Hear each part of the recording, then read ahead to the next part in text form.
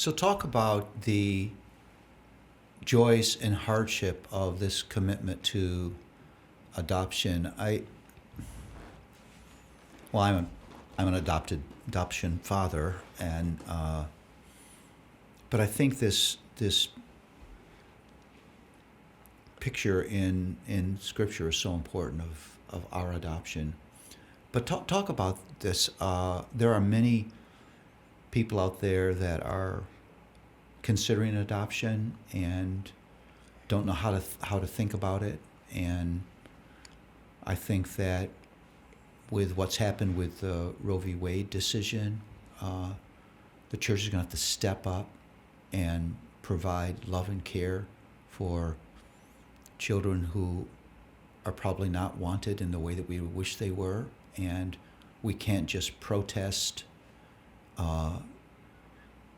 abortion without standing up and saying we're going to provide communities of love for these children. So just be real open and transparent about your experience.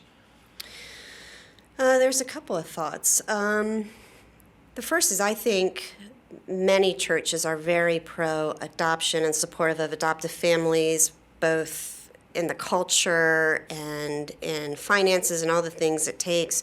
Where I think the church at large is unhelpful is in the area of the field of foster care.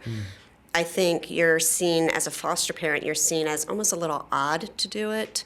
Like, yeah, isn't that noble? But we secretly think you're weird or you're odd. And the church has relegated that field to the government in ways they never should have.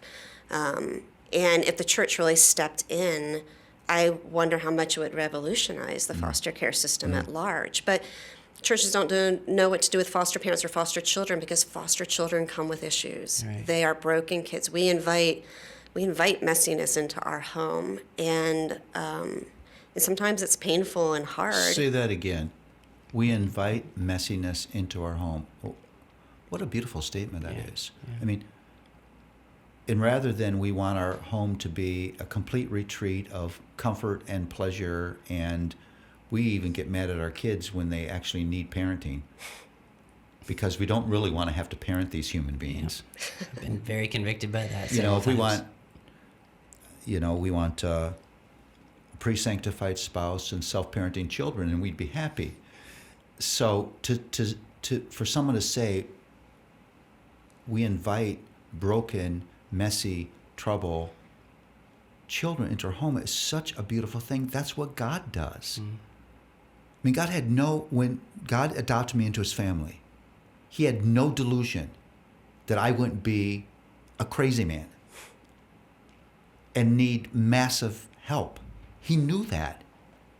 And he didn't turn his back and walk away and think, no, I'm not gonna bother with that mess. But it's so easy for us to do this. And I know I've experienced it. Adoption is hard. And moments heartbreaking. We talked at dinner. There's a moment for us when Luella was losing her hair, was coming out in gobs just because of the stress of what we're going through. We would do that 1,000 times over. But it's so beautiful to have someone actually sitting in this room saying, we invite this into our home. I think it's a beautiful thing. Absolutely.